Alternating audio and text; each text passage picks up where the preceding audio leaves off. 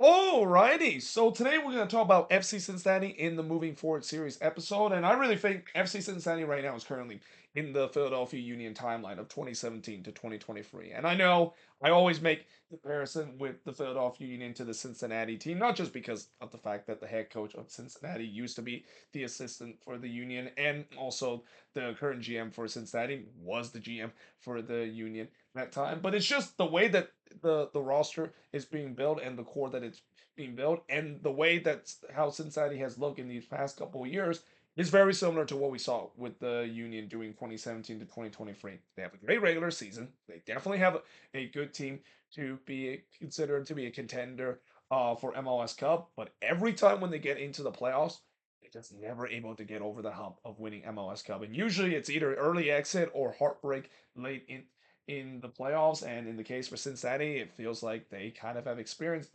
that in these past couple of years. Although this year, it really was them just kind of running into a juggernaut known as Inter Miami. And yeah, once they run into that juggernaut, they got absolutely humble at home in the playoff round.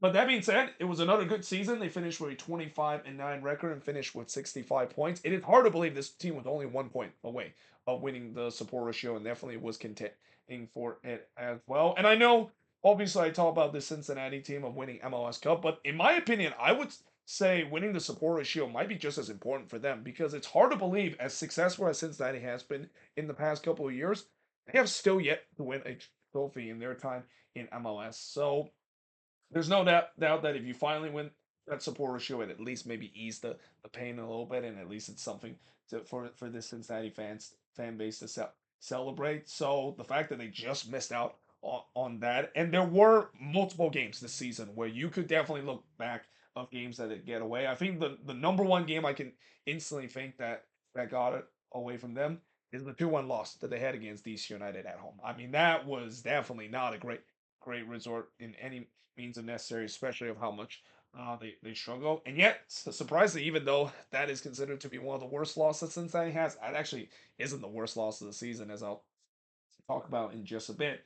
But nevertheless, they finished with 52 goals this season while conceding 40 with a plus 12 goal differential. Not as high as you expect in terms of a team that has a pretty good record in terms of points total. And that's been the thing that I would say about the Cincinnati team, where as good as the Cincinnati team is, this is not really a team that blow people's out. This is kind of like a team that kind of grind you out at time, and I always make that jokes to the fact that it feels like they're not allowed to win games by more than one goal in most time. That's just kind of the Pat Nolan special. Even though I'm pretty sure for Cincinnati fan, and I think deep down for Pat Nolan himself, he probably will be a little frustrated the fact that there's just way too many one goal wins, and that there's just way too many times that they kind of even at times maybe dancing the raindrops a little bit of not able to put away their opponent, whoever they play to the score and really create a bit of a blowout. Because I mean, getting so many one goals win is kind of the reason why the goal differential isn't as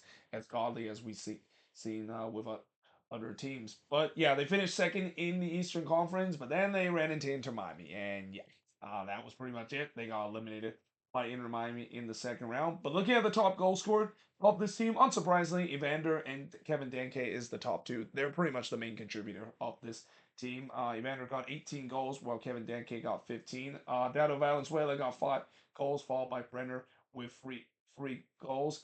Luca Orejano with 2 goals to round up the top five in terms of the goal scoring chart. Top assist leader, you got Evander with 15 assists, followed by Pavel Buka with 7 assists. Lucas Orejano with 6 assists, and then DeAndre Yedlin and Lucas Engel, two guys that is no longer on this team with 4 assists. In fact, these three guys that I mentioned, they're also no longer on this list, as Orejano recently was transferred to Rayados in Liga MX just a couple of days ago. Best win of the season, I'm going to go with the 2-1 win that they had against Columbus. That game number 3 in that first round. That has to consider to be the best win considered. That was the game where, yeah, all the pressure was on Cincinnati after getting absolutely shellacked in game number 2 against Columbus. All the pressure is on Cincinnati. The fact that can they finally overcome their menace against Columbus? They had tough time against Columbus and their hated rival in the Hell is Real Derby in these big games like that. the fact that they were able to overcome, and not just overcome, but also they were down 1-0 in that game as well. And looks like the narrative was gonna come again, where Columbus able to pull off a big win against their hated rival in a big playoff game.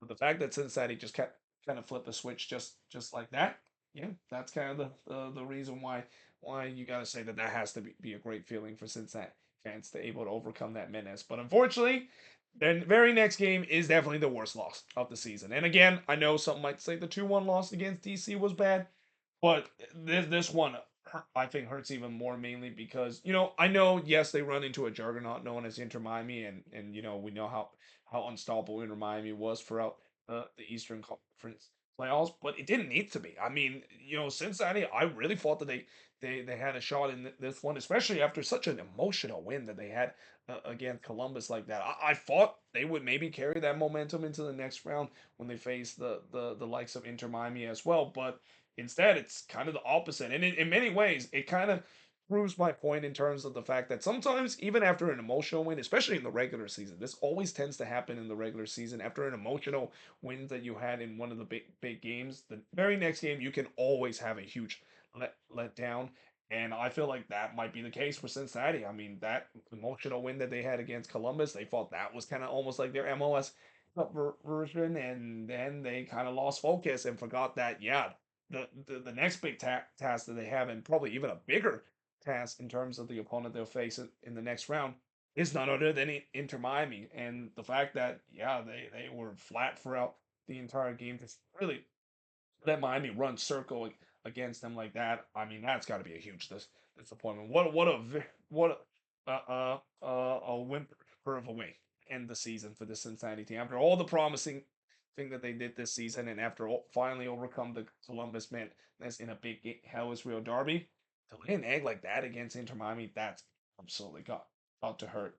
Average attendance 25,265, which is good for ninth in the league. I'm not going to go too much into the average about Cincinnati. They always have strong attendance. It's one of the strongest fan base in the league, and it's going to continue throughout the next couple of season and beyond as that. So look at the MVP of this team. It's going to be Evander. That is going to be the MVP of this team. I know there's times where Evander at times didn't perform the way that he should be in big games like that, especially against Miami. I mean, he was pretty much non-existent in that one. But I think he definitely did much better this season compared to last year with the Timbers. I mean, last year he had a great season as well for the Timbers, but he kind of faded as the season goes along. He didn't really do that this year as well, and yeah, he was definitely in the MVP race once again throughout this year as well. And there's a reason why Cincinnati bought him. I mean, this was a huge opportunity for them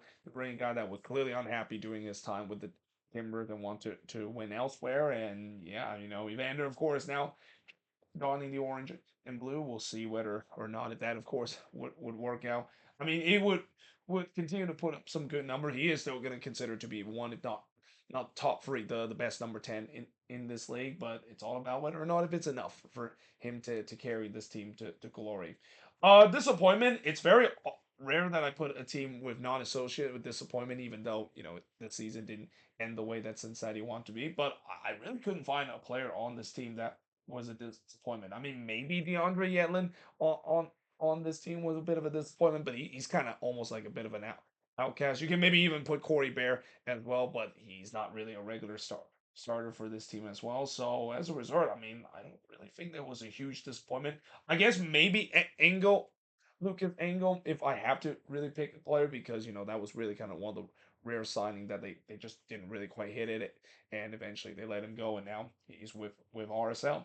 Young player to watch. I'm gonna go with Samuel Giddy and Ender Echiquiu, the two guys that they bought in the summer that were U22 initiative signing, and both of those guys definitely showed some promise when they came to Cincinnati. I think they're gonna get much better as the season goes along. It's also important to know that this Cincinnati team, unlike what I talk about the Union and I boost in terms of how good their academy is, Cincinnati is not a team that's known for producing some good young talent from their academy. At least in the last 4 years, that is, they've been heavily relying more on the recruitment elsewhere, and especially in terms of spending big to improve the team. And that's okay. I mean, not every single team is going to always rely heavily on the academy as a way to do it. Some teams would find different ways to do it. Some team would be very ambitious in terms of spending money to improve the team, and we've seen before in these past couple of years, Cincinnati is one of those team that is among the upper echelon when it comes to spending, and among a team that is being very smart in terms of some of the signings that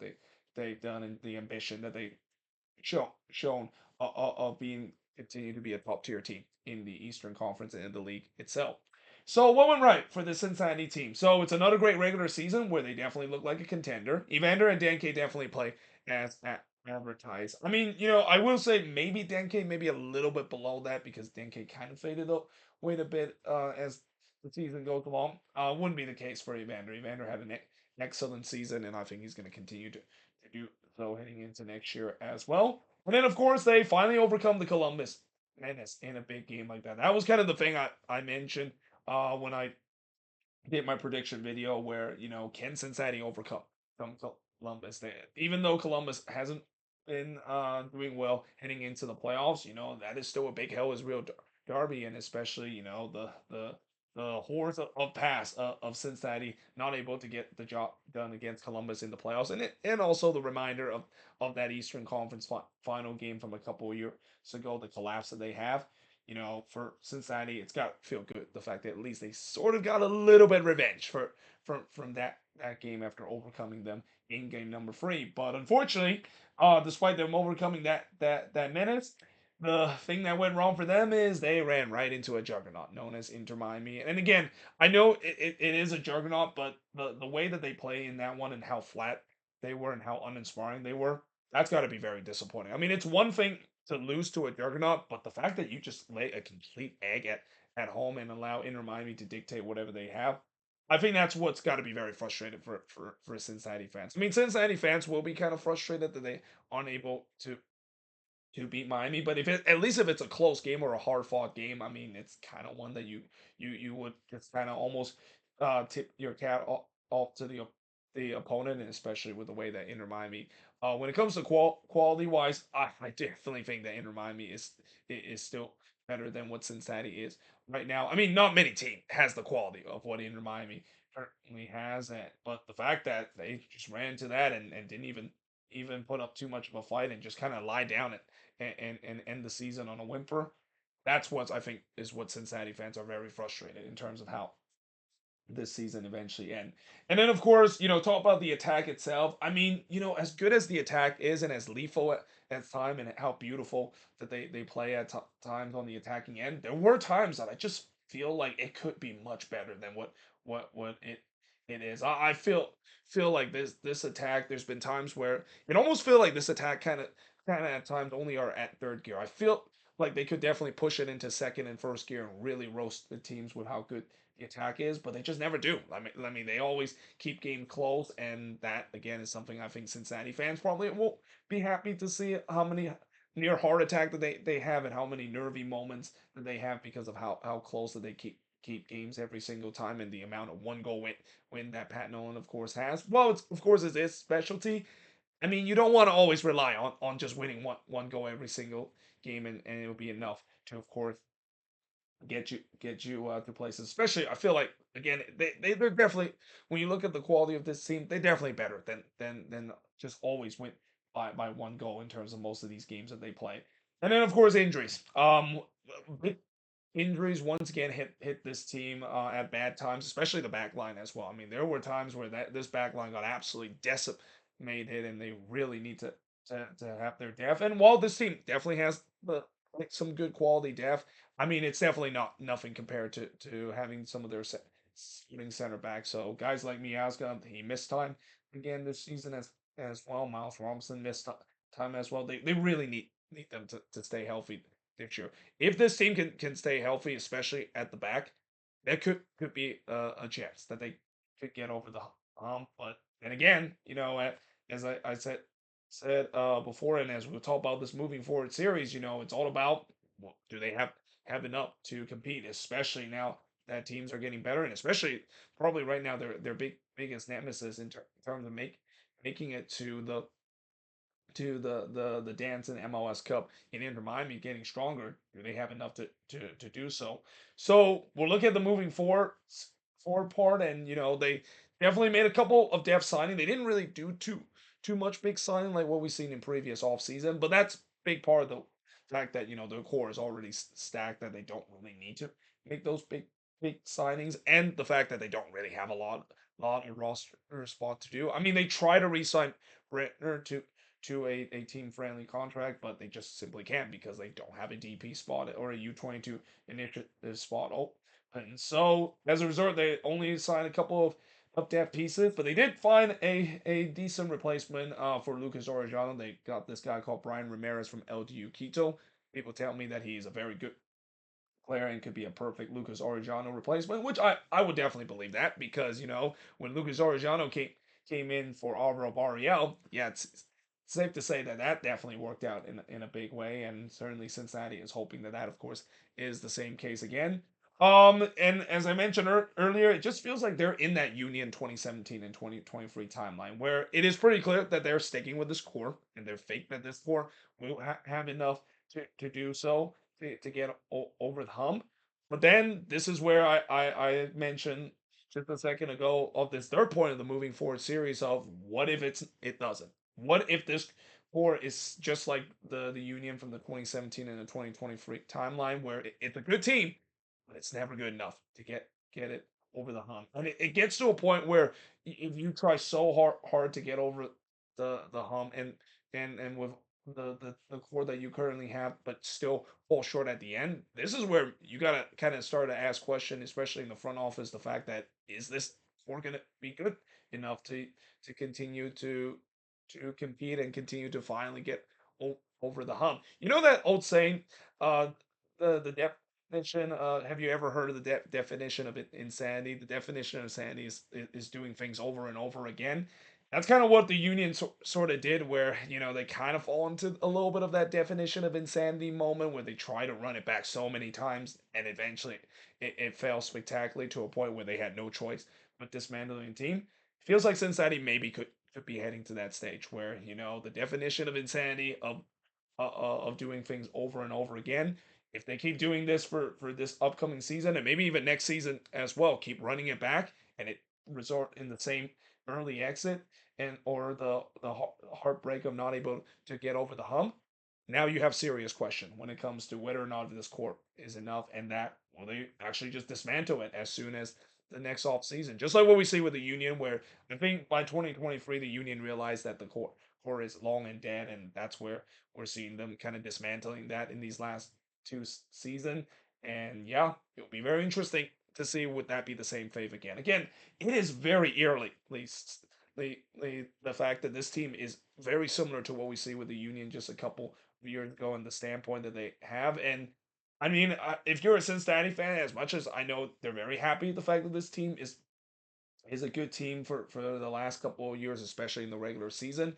At the end of the day, you got to eventually get the job done. Eventually, you got to get over the hump and win some silverware because if you don't win silverware and you always suffer these playoff failure over and over again, despite the talented roster that you have, frustration is starting to get gonna boil over in the fan base, and I do think that it would especially in the Cincinnati fan base, to a point where I think the Cincinnati fan base feel like they should just skip the regular season and just go straight into the post season and see how that team would do because that's pretty much the benchmark of this team. If they fail again next year, they don't meet expectation.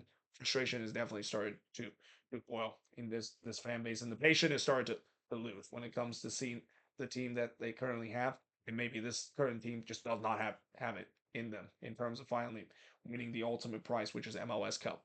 But there you have it. That is pretty much it. Looking at Cincinnati in the moving forward series episode, it's a bit of a shorter one than usual because there's really not much I need to talk about this team. It's just them kind of almost running it back in a way, and hope that next season will be the finally the season that they get over the hump. But let me know in the comments below if you're a Cincinnati fan, what do you think of it, and if you're a Cincinnati fan as well, what do you think is the MVP, this support young player to watch? What went right? What went wrong? And most importantly, moving forward, how is this team going to look heading into next season? But until then, hope you guys enjoyed this video, and I will see you guys next time.